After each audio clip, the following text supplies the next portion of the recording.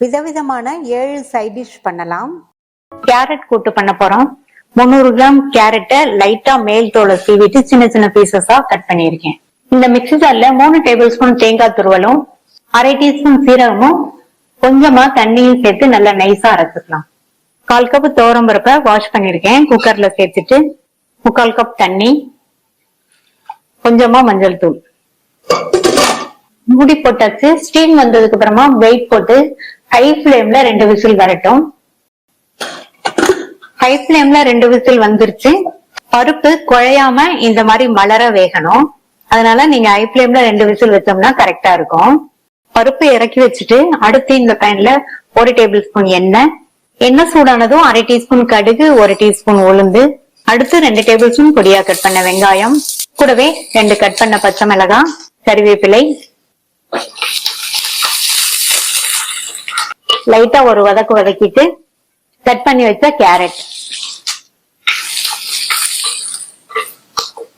கேரட்டும் ஹை ஃபிளேம்ல 2 நிமிஷம் போல வதங்கட்டும். இது கூட அரை டீஸ்பூன் தனி மிளகாய் தூள் சேர்க்கிறேன். கூடவே கொஞ்சம் மஞ்சள் தூள், தேவையான அளவு உப்பு. நல்லா கலந்து விட்டாச்சு. வேக வச்ச பருப்புல மேலாப்புல தண்ணி இருக்கு, அந்த தண்ணியை சேர்த்துக்கலாம். தண்ணியை மட்டும் சேர்த்துக்கங்க. இது கூட இன்னும் கொஞ்சம் மட்டும் தண்ணி சேர்க்கிறேன், கேரட் வேகிறதுக்கு சரியா இருக்கும். மூடி போட்டு ஸ்டவ் மீடியம் ஃபிளேம்ல வச்சிருங்க. கேரட் நல்லா சாஃப்டா வெந்து வரட்டும். இடையில அப்பப்போ ஓபன் பண்ணி பார்த்து கேரட் வெந்துருச்சான்னு செக் பண்ணி பாத்துக்கங்க. கேரட் எல்லாம் நல்லா சாஃப்டா வெந்துருச்சு. இப்ப இது கூட நம்ம மலர வேக வச்ச பருப்பு, அரைச்ச தேங்காய் ஜீரக விழுது, கூடவே தண்ணி சேர்த்துக்கலாம். எல்லாம் ஒண்ணு சேர்ந்து 2 நிமிஷத்துக்கு வேகணும். வெந்து வந்ததுன்னா கூட்டோட கன்சிஸ்டன்சி சரியா இருக்கும். இந்த கன்சிஸ்டன்சிக்கு இருக்கிற மாதிரி தண்ணி சேர்த்துக்கோங்க. 2ல இருந்து 3 நிமிஷம் வேகட்டும். தேங்காய் விழுதோட பச்சை வாசனை எல்லாம் போய் கூட்டு ரெடி ஆயிடுச்சு. இதுல பொடியா கட் பண்ண கொத்தமல்லி இலைகள் கொஞ்சம் சேர்த்துட்டு மிக்ஸ் பண்ணி விட்டாச்சு. ஸ்டவ் ஆஃப் பண்ணிடலாம்.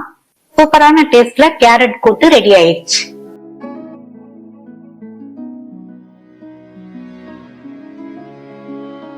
வெண்டைக்காயோட வேர்க்கடலை சேர்த்து பொரியல் பண்ண போறோம். 300 கிராம் வெண்டைக்காயை வாஷ் பண்ணிட்டு ஈரம் போக தொடச்சு இந்த சைஸ்க்கு கட் பண்ணி நல்லா பேன் காத்துல காய வச்சு எடுத்து வச்சிருக்கேன். இந்த பேன்ல 1.5 டேபிள் ஸ்பூன் எண்ணெய் சூடானதும் அரை கப் வறுத்த வேர்க்கடலை சேர்க்கிறேன். இதனுடைய வெயிட் பாத்தீங்கன்னா 100 கிராம் இருக்கும். இந்த வேர்க்கடலைய ஒரு 2 நிமிஷத்துக்கு எண்ணெயிலேயே வறுத்துக்கங்க. வறுத்த வேர்க்கடலைங்கிறதுனால 2 நிமிஷம் வறுத்தா போதும். நீங்க வறுக்காத வேர்க்கடலை சேர்த்தீங்கன்னா கூட கொஞ்சம் நேரம் நல்லா வேர்க்கடலை கிறிஸ்பி ஆற வரையும் வறுத்துக்கங்க. வேர்க்கடலை வறுபட்டுருச்சு. வேர்க்கடலையை மட்டும் தனியா எடுத்து வச்சுக்கலாம். நல்லா எண்ணெயை வடிச்சிட்டு எடுத்து வச்சுக்கோங்க. மீதி இருக்கிற எண்ணெயில கொஞ்சமா கறிவேப்பிலை இலைகள் சேர்க்கிறேன். இதை எண்ணெயிலேயே வறுத்துட்டு இதை தனியா எடுத்து வச்சுக்கலாம். இதை கடைசியில சேர்த்தோம்னா நம்ம வெண்டைக்காய் பொரியல் சாப்பிடும் போது நல்லா கிறிஸ்பியா இருக்கும். இப்ப நல்லா கிறிஸ்பியா வறுபட்டுருச்சு, எடுத்து வச்சிடலாம். அடுத்து அதே எண்ணெயிலேயே 1 டீஸ்பூன் கடுகு, 1 டீஸ்பூன் கடலைப்பருப்பு, 1 டீஸ்பூன் உளுந்து, எல்லாம் நல்லா பொரிஞ்சதுக்கு அப்புறமா 1/4 டீஸ்பூன் சீரகம் சேர்த்துட்டு கூடவே 1/4 கப் அளவுக்கு பொடியா கட் பண்ண வெங்காயம் சேர்க்கிறேன். வெங்காயம் லைட்டா வதங்கிடுச்சு. கட் பண்ணி வச்ச வெண்டைக்காய். இந்த காய் மீடியம் ஃபிளேம்லயே எண்ணெயிலேயே நல்லா வதங்கட்டும். பாதி வதங்கினதுக்கு அப்புறமா உப்பு சேர்த்துக்கலாம். காய் வதங்கிட்டு இருக்கட்டும்.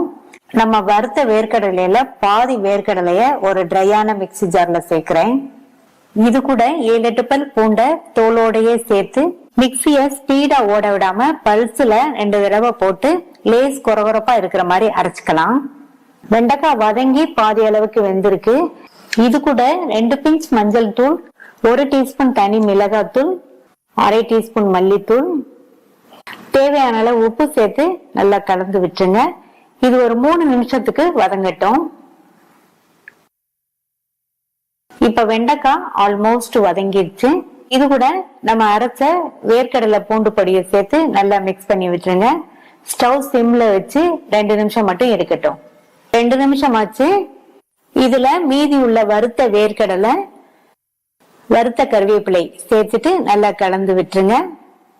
கடைசியா பொடியா கட் பண்ண கொத்தமல்லி இலைகள் சேர்த்து மிக்ஸ் பண்ணிடலாம். சுவையான வெண்டைக்காய் வேர்க்கடலை பொரியல் ரெடி ஆயிடுச்சு.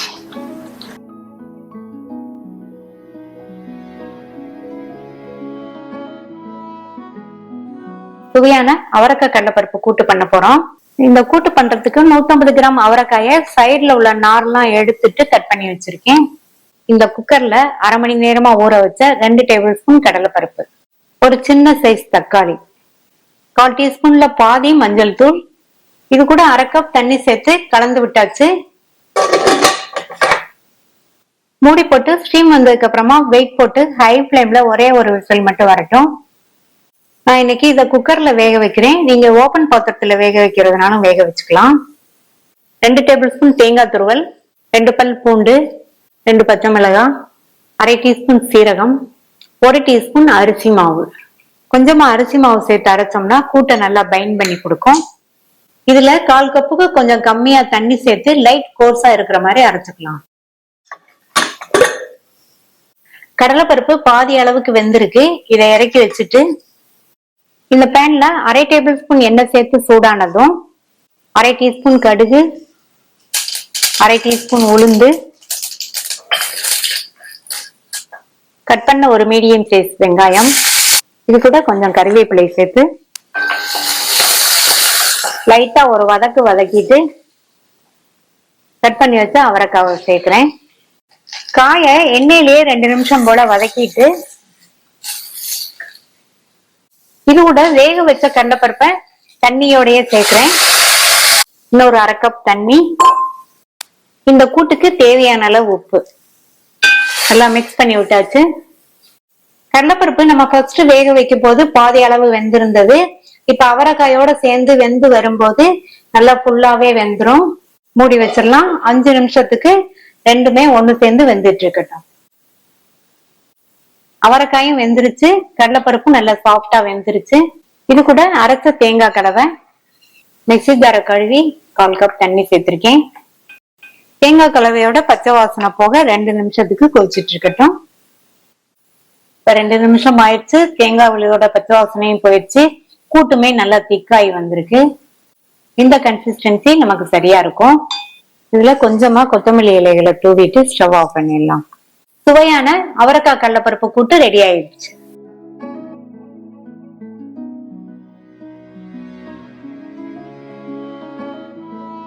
மணத்தக்காளி கீரை பொரியல் பண்ண போகிறோம். ஒரு கட்டு மணத்தக்காளி கீரையை அதனுடைய இலைகளை தனித்தனியாக எடுத்துட்டு வாஷ் பண்ணி எடுத்து வச்சுருக்கேன். கீரையை கட் பண்ணியாச்சு. இந்த மாதிரி கட் பண்ணிட்டோம்னா வேகமாக வதங்கிடும். அடுத்து இந்த பேனில் 2 டேபிள் ஸ்பூன் எண்ணெய் சேர்த்து சூடாகட்டும். எண்ணெய் சூடாயிடுச்சு. அதில் 1/2 டீஸ்பூன் கடுகு பொரிஞ்சதுக்கப்புறமா அதில் 2 டீஸ்பூன் உளுந்தம்பருப்பு சேர்த்துக்கலாம். காரத்துக்கு 2 கீறின பச்சை மிளகாவும் 4 கட் பண்ண காஞ்ச மிளகாவும் சேர்த்துக்கலாம். அடுத்து இதில் 3/4 கப் அளவுக்கு பொடியாக கட் பண்ண சின்ன வெங்காயம் சேர்க்குறேன். அதே மாதிரி வெங்காயமும் கொஞ்சம் அதிகமாக சேர்த்தோம்னா நல்லாயிருக்கும். இப்போ மீடியம் ஃப்ளேமில் வச்சு இந்த வெங்காயம், பச்சை மிளகாய், காஞ்ச மிளகாய் எல்லாத்தையுமே ஒரு 2 நிமிஷத்துக்கு வதக்கிக்கங்க. 2 நிமிஷத்துக்கு அப்புறமா கட் பண்ணி வச்ச கீரையை இதில் சேர்த்துக்கலாம். கீரையை சேர்த்துட்டு மீடியம் ஃப்ளேமில் வச்சு நல்லா எல்லாமே ஒன்று சேர்கிற மாதிரி நல்லா வதக்கி விட்டுக்கலாம். கீரை ஸ்டார்டிங்கில் சேர்க்கும்போது அதிகமாக இருக்கிற மாதிரி தெரியும். 2 நிமிஷம் வதக்கிட்டோம்னா கீரை நல்லா சுருங்கி அளவுமே நல்லாவே குறைஞ்சி வந்துடும். இந்த கீரைக்கு நம்ம ஸ்டார்டிங்கில் உப்பு சேர்க்க வேண்டாம். கீரை நல்லா வெந்ததுக்கப்புறமா உப்பு சேர்த்தா போதும். 2 நிமிஷமாக வதங்கி கீரையோட அளவு நல்லா சுருங்கி வந்துருச்சு. இப்போ கீரை வேகிறதுக்கு 7லேருந்து 8 நிமிஷம் ஆகும். தண்ணி எதுவும் சேர்க்க வேண்டாம். நம்ம அலசி சேர்த்ததுனால அதுலேருந்தே தண்ணி வெளிவருது பாருங்கள். கீரை வேகும்போது மூடி எதுவும் போட வேண்டாம். இப்போ 8 நிமிஷம் ஆச்சு. கீரை நல்லா வெந்துருச்சு. இந்த மாதிரி ப்ரெஸ் பண்ணி பார்த்தா தெரியும், நல்லா சாஃப்டாக இருக்குது. ஒருவேளை கீரை பிஞ்சு கீரையாக இருந்தால் கொஞ்சம் வேகமாகவே வெந்துடும். அதை நீங்கள் டைம் பார்த்துக்கங்க.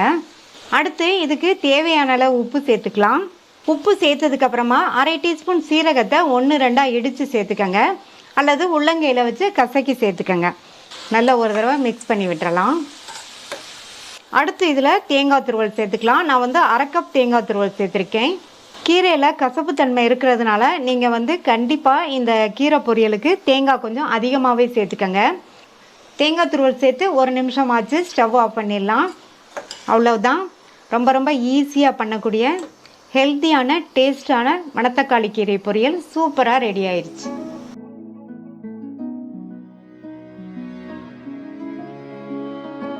உருளைக்கிழங்கு காரக்கறி பண்ண போறோம். 400 கிராம் உருளைக்கிழங்க வாஷ் பண்ணி எடுத்து வச்சிருக்கேன். இப்ப இத குக்கர்ல சேர்க்கிறேன். கிழங்கு பெருசா இருந்தா 2-2 கட் பண்ணிக்கங்க. கிழங்கு முங்குற அளவுக்கு தண்ணி, 3/4 டீஸ்பூன் கல்லுப்பு மிக்ஸ் பண்ணி விட்டுட்டு மூடி போட்டாச்சு. இந்த கிழங்கு குழைய வெந்துடக்கூடாது, ஒரு 75% வெந்தா போதும். நான் இதை 2 விசில் விட்டு வேக வைக்க போறேன். நீங்க கிழங்கோட சைஸை பொறுத்து எத்தனை விசில் வைக்கணுமோ அதுக்கு தகுந்தபடி வச்சுக்கோங்க. 2 விசில் ஸ்டீம் எல்லாம் போயிடுச்சு. கிழங்கு பாத்தீங்கன்னா 3/4 பங்கு அளவுக்கு வெந்திருக்கு. இந்த கிழங்கு தனியா எடுத்து வச்சு ஆறுனதுக்கு அப்புறமா தோல் உரிச்சிட்டு கியூப்ஸா கட் பண்ணிக்கலாம். இந்த மிக்ஸி ஜார்ல 7-8 பச்சை மிளகாய் சேர்த்துக்கங்க. இந்த மாதிரி கட் பண்ணி மிக்ஸி ஜார்ல சேர்த்துட்டு 3/4 டீஸ்பூன் சீரகம், 7-8 பல் பூண்டு, 1/2 டீஸ்பூன் டேபிள் சால்ட். உருளைக்கிழங்கு வேக வைக்கும் போது உப்பு சேர்த்தோம். இப்ப இந்த கலவைக்கு தேவையான அளவு உப்பு. இத தண்ணி சேர்க்காம லேஸ் கொரப்பா அரைச்சுக்கலாம், ரொம்ப நைஸா அரைச்சிடாதீங்க. அடுத்து இந்த பேன்ல 1/2 டேபிள் ஸ்பூன் எண்ணெய் சூடானதும் இதுல 1/2 டீஸ்பூன் கடுகு பொரிய ஆரம்பிக்கும் போது 1 டீஸ்பூன் கடலை பருப்பு, 1 டீஸ்பூன் உளுந்து, பருப்பெல்லாம் செவந்துருச்சு. 1/4 டீஸ்பூன் மட்டும் சோம்பு சேர்க்கிறேன். 2 மீடியம் சைஸ் வெங்காயத்தை இந்த மாதிரி ஸ்லைஸ் பண்ணி சேர்த்துட்டு கூடவே கொஞ்சம் கறிவேப்பிலை இலைகள். வெங்காயம் 2 நிமிஷம் போல வதங்கினதும் இதுல நம்ம அரைச்ச பச்சை மிளகாய் பூண்டு கலவையை சேர்த்துட்டு கூடவே 2 பிஞ்ச் மஞ்சள் தூளும் சேர்க்கிறேன். மிதமான தீயில வச்சு 2-3 நிமிஷம் வதங்கட்டும். நம்ம சேர்த்த பச்சை மிளகாய் விழுதோட பச்சை வாசனை எல்லாம் போயிடும். பச்சை மிளகாய் பூண்டு விழுதோட பச்சை வாசனை எல்லாம் போயிடுச்சு. இதுல கட் பண்ண உருளைக்கிழங்கு சேர்த்துக்கலாம். இத மசாலால நல்லா மிக்ஸ் பண்ணி விட்டுருங்க. நல்லா கலந்தாச்சு. இதுல உப்பு செக் பண்ணி சேர்த்துக்கங்க. நான் 1/2 டீஸ்பூன் டேபிள் சால்ட் சேர்க்கிறேன். மறுபடியும் நல்லா ஒரு தடவை கலந்து விட்டுறலாம். கலந்து விட்டுட்டு மூடி வச்சிருங்க. அப்ப உருளைக்கிழங்கு 3/4 பங்கு அளவுக்கு வெந்திருந்தது. இப்ப நம்ம சேர்த்த மசாலாவோட சேர்ந்து நல்லா ஃபுல்லா சாஃப்டா வெந்து வரட்டும். வெந்துட்டு இருக்கும் போது இடையில ஓபன் பண்ணி இந்த மாதிரி கலந்து விட்டுக்கங்க.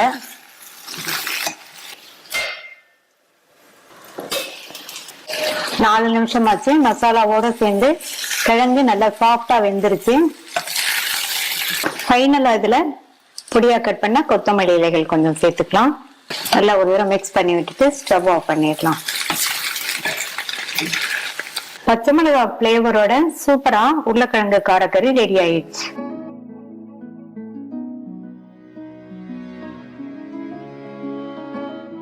குடமிளகாய் கேரட் வதக்கல் பண்றதுக்கு 1/4 கிலோ குடமிளகாவா கட் பண்ணி வச்சிருக்கேன். 150 கிராம் கேரட்டை தோல் சீவி அதையும் இந்த சைஸ் துண்டுகளா கட் பண்ணி வச்சிருக்கேன். இந்த பேன்ல 1/2 டேபிள் ஸ்பூன் எண்ணெய் சூடாயிடுச்சு. அதுல 1 டீஸ்பூன் கடுகும் 1/2 டீஸ்பூன் உளுந்தும் சேர்த்து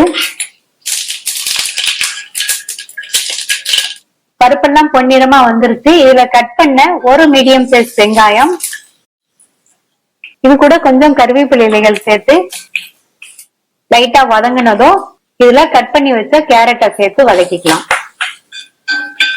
குடமிளகாய் வேகமா வதங்கிரும், கேரட் வதங்குறதுக்கு லேட் ஆகும். அதனால ஃபர்ஸ்ட் கேரட்டை சேர்த்து 2-3 நிமிஷத்துக்கு வதக்கிக்கணும். மூடி போட்டுருங்க. கேரட் வதங்கட்டும். இடையில ஓபன் பண்ணி பார்த்து வதக்கி விட்டுக்கணும். 3 நிமிஷம் வதக்கிட்டு அடுத்து எடுத்து வச்ச குடமிளகாய் லைட்டா ஒரு பரட்டிட்டு கட் பண்ண ஒரு மீடியம் சைஸ் தக்காளி, இதுல 1 டீஸ்பூன் தனி மிளகாய் தூளும் 1/4 டீஸ்பூன் மஞ்சள் தூளும் இதுக்கு தேவையான அளவு உப்பும் சேர்த்து நல்லா மிக்ஸ் பண்ணி விட்டுட்டு 1/4 கப் போல தண்ணி சேர்க்கிறேன். மூடி வச்சிருங்க. ஸ்டவ் மீடியம் ஃப்ளேம்ல தான் இருக்கு. 4ல இருந்து 5 நிமிஷத்துக்கு எல்லாம் ஒண்ணு சேர்ந்து வேகட்டும். எப்பவும் போல ஓபன் பண்ணி பார்த்து மிக்ஸ் பண்ணி விட்டுக்கணும். காய் வதங்கிட்டு இருக்கட்டும்.